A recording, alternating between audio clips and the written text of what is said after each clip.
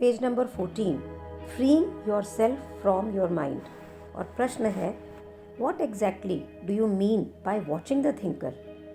Writer का कहना है, when someone goes to the doctor, जब हम एक डॉक्टर के पास जाते हैं ना तो हम क्या बोलते हैं कि डॉक्टर साहब मेरे दिमाग में ना कोई आवाज़ चल रही है। तो डॉक्टर क्या करेगा, कहेगा इसी वक्त इसको साइकेट्रिस्ट के पास भेजो और इसको साइकेट्रिस्ट ट्रीटमेंट की ज़रूरत है। और सच्चाई तो ये है कि हम जितने लोग हैं वर्चुअली सारा टाइम हमें कोई ना कोई आवाज़ें सुनती, कई आवाज़ें सुनती हैं। ये कंटिन्यूस मोनोलॉग और डायलॉग है। मीन्स अपने आप से हम बात करते हैं, बहुत लोगों से भी बात करते हैं दिमाग के अंदर। आपने ये सड़क पे जब आप गए होंगे तो आपने बहुत सारे पागल लोगों को देखा होगा जो सड़कों पे निरंतर कुछ ना कुछ बात करते ही रहते हैं, मटरिंग मटरिंग करते रहते हैं और हम उनको कहते हैं ये पागल हैं। और रियल में कि हम जो ये नॉर्मल लोग हैं बिल्कुल वैसे ही हैं, सिर्फ फ़र्क आता है कि हम इसको ज़ोर से नहीं बोल रहे। हमारी जो अंदर की दिमाग है ना उसमें comment, speculation, judgment, compare, complain, like, dislike, कुछ ना कुछ चलता ही रहता है। और कोई ज़रूरी नहीं होता कि वो आज की परिस्थिति से के साथ ही हो। हम यहाँ तो कोई हमारा पीछे बीता हुआ कोई चीज़ है उसको रिवाइव करते रहते हैं। किसी ने हमारे साथ बुरा किया उसको याद करते रहते हैं, अच्छा हुआ उसको याद करते रहते हैं, कोई लड़ा वो करते रहते हैं। या हम कुछ इमेजिनेशन में रहते हैं कि फ्यूचर में क्या होगा या क्या नहीं होगा। और जनरली हमारा जो दिमाग है ना वो उन चीज़ों को सोचता है कि जो गलत हो या गलत आने वाली हो। इसे हम कहते हैं चिंता। ये ना एक साउंड ट्रैक है और ये फिर साउंड ट्रैक जो है ना एक विजुअल इमेजेस के साथ भी आता है और हम उससे अपनी दिमागी पिक्चर्स बनाते हैं। It is like a movie जो हम बनाते हैं। और अगर वो आवाज़ जो इस समय वॉइस जो आपको सुन रही है वो इस सिचुएशन से रेलेवेंट भी है तो भी इसकी सारी इंटरप्रिटेशन जितनी आ रही होती है ना वो पास्ट से आ रही होती है, क्योंकि ये आवाज़ बिलोंग ही हमारे कंडीशनड माइंड से करती है। और जो ये हमारा माइंड कंडीशनड है, ये कंडीशन किससे है? हमारी पास्ट हिस्ट्री से और कलेक्टिव कल्चरल जो हमारा माइंडसेट है जो हमने इनहेरिट करा है हमारे पास्ट कर्मा से। सो यहाँ पे वर्ड पास्ट कर्मा नहीं यूज़ करा है कल्चरल माइंडसेट यू इनहेरिटेड, जिसको लेके ही हम पैदा हुए हैं। सो हम क्या करते हैं, हम आज के जो प्रेजेंट है, जो आज का जो क्षण है उसको पीछे बीते हुए कल से देख रहे हैं और बिल्कुल उसका एक डिस्टॉर्टेड व्यू है।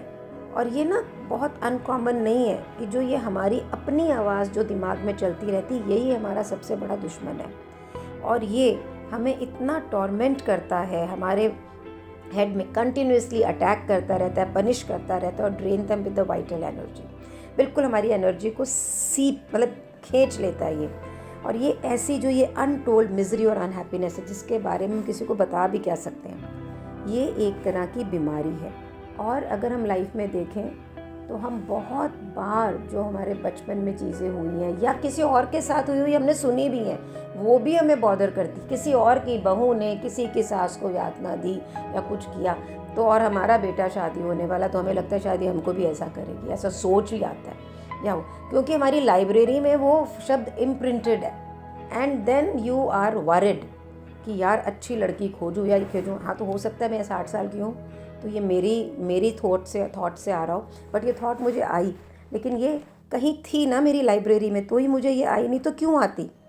सो राइटर कह रहा है the good news is that you can free your self from your mind, कि आप इस माइंड से अपने आप को आज़ादी दे सकते हैं। और यही सच में फ्रीडम है, यही एक लिबरेशन है। सो आप पहला स्टेप अभी ले सकते हैं और आप अपनी वॉइस जो आपके हेड में चलती है उसको जितनी बार सुन सकें, जितना as often as you can उसे सुनना चालू करें। और अटेंशन दें कि जो रेपिटेटिव थॉट पैटर्न है कि बार बार वो पैटर्न चल रहा है, जैसे कि एक ओल्ड ग्रामोफोन का रिकॉर्ड है ना, वो बार बार चलता है, इस तरह से आपको चलता है और बहुत टाइम से चल रहा होगा। So this is what I mean by watching the thinker. उनका कहना है कि ये जो सोचने वाला माइंड है इसको बाहर से देखो, विच इज़ अनदर वे। इसका अनदर वे ऑफ कहने का है कि जो तुम्हारे दिमाग में ये आवाज़ चल रही है ना, इसके बाहर निकल जाओ और इसको वहाँ से सुनो और विटनेस करो इसकी प्रेजेंस को, इसको साक्षी भाव से देखो। विपश्यना में ये इतनी ब्यूटीफुली बोला गया है, साक्षी भाव और भोक्ता भाव। ये जो दिमाग में आवाज़ है, इसको अगर हम नहीं सुन रहे हैं और ये हमारे अंदर बोल रही है, तो हम इसे भोग रहे हैं। ये भोक्ता भाव है। The moment we move out, जैसे हम इसके बाहर जाके साक्षी भाव में आते हैं और साक्षी भाव से देखते हैं, अरे मेरा दिमाग ये सोच रहा है, इसी तरफ हम दो में हो जाते हैं और इसकी पावर कम हो जाती है। जब आप इस वॉइस को सुने तो इसको इम्पार्शली सुने, कोई जजमेंट नहीं है। ये मत सोचें कि मैं इसे क्यों सुन रहा हूँ, या इसके लिए कोई ये मत सोचें कि कोई भी तनाव नहीं होना चाहिए इसको। और इसको आप ये भी ना करें कि मैं इसे क्यों सुन रहा हूँ, कंडेम ना करें इसको। सो दैट मीन्स जब ये for doing so would mean that the same voice has come in again through the back door. जैसे ये दोबारा आपके दिमाग में आएगी यही सोच, आपको उसी वक्त पता लगेगा, ओह ये दोबारा आ रही है और मैं इसको सुन रहा हूँ। जैसे ही आपके दिमाग में यह आएगा कि मैं इसे सुन रहा हूँ, ये जो मैं हूँ जो इसे सुन रहा है, यही आपको एक सेंस ऑफ प्रेजेंस देगा कि मैं ये हूँ, मैं ये थॉट नहीं हूँ, ये थॉट मेरे दिमाग से आ रही है। So when you are listening to this thought, अब इसमें यहाँ पर एक पॉज है, it's a very very powerful thought. जब आप इस थॉट को सुनते हैं, यू आर नॉट, आप ना इससे भी अवेयर है कि ये थॉट है, और इससे भी अवेयर है कि मैं एक साक्षी हूँ जो इसको देख रहा हूँ। ये एक नई डायमेंशन है कॉन्शियसनेस के लिए जो सेट इन हो रही है, जो आपके पास आ रही है। जैसे ही आप इस कॉन्शियस प्रेजेंस के लिए साक्षी होते हैं, ऐसे ही आप अपने इनर सेल्फ में, डीपर सेल्फ में जाते हैं, जो इन थॉट्स के पीछे है, इन थॉट्स के साथ नहीं है। वैसे ही ये जो थॉट है, इसकी पावर कम होने लग जाती है, ये क्विकली भाग जाएंगे, वहाँ से सबसाइड कर जाएंगे, क्योंकि आप अपने माइंड को एनर्जाइज नहीं कर रहे हैं, आप इसके आइडेंटिफिकेशन में नहीं हैं। This is the beginning of the end of involuntary and compulsive thinking. ये बिगिनिंग है कि आपका जो इस पे कंट्रोल ही नहीं है आपका, और ये कंपल्सिव है कि आप इसके पावर को कम करते चले जाते हैं। व्हेन ये थॉट सबसाइड करनी चालू करती है, तो आपको एक डिसकंटिन्यूटी मेंटल स्ट्रीम में दिखाई देगी, सुनाई देगी, सुनेंगे। और ये जो गैप है ना नो माइंड का, चाहे वो क्षण पर के लिए, ये गैप एकदम फ्यू सेकंड्स के लिए होगा, आपको हल्कापन महसूस होगा, लेकिन ग्रेजुअली ये बड़ा होता चला जाएगा। जैसे जैसे ये गैप आपके बढ़ेंगे, वैसे वैसे आप एक स्टिलनेस का, एक पीस का, यानी शांति और रुका हुआ क्षण का अनुभव करेंगे अपने अंदर। एंड यही बिगनिंग है आपके उस नेचुरल स्टेट की, जहाँ पे आप वन होंगे अपनी बीइंग के साथ में। फिर ये माइंड आएगा और उसको छुपाएगा। फिर आप इस प्रैक्टिस में आप भोक्ता भाव से नहीं, साक्षी भाव से अपने आप को देखेंगे।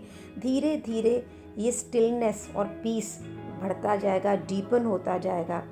And there is no end to this depth.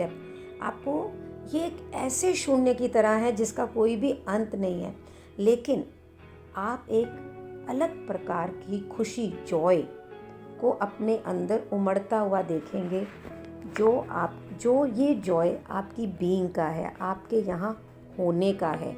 And you will really enjoy it. And ये ना कोई ट्रांस लाइक स्टेट नहीं है कि आप ये सोचो मैं तो किसी ट्रांस में चले गया, ऐसा नहीं है। कोई कॉन्शियसनेस लूज नहीं होगी, बल्कि ऑपोजिट होगा।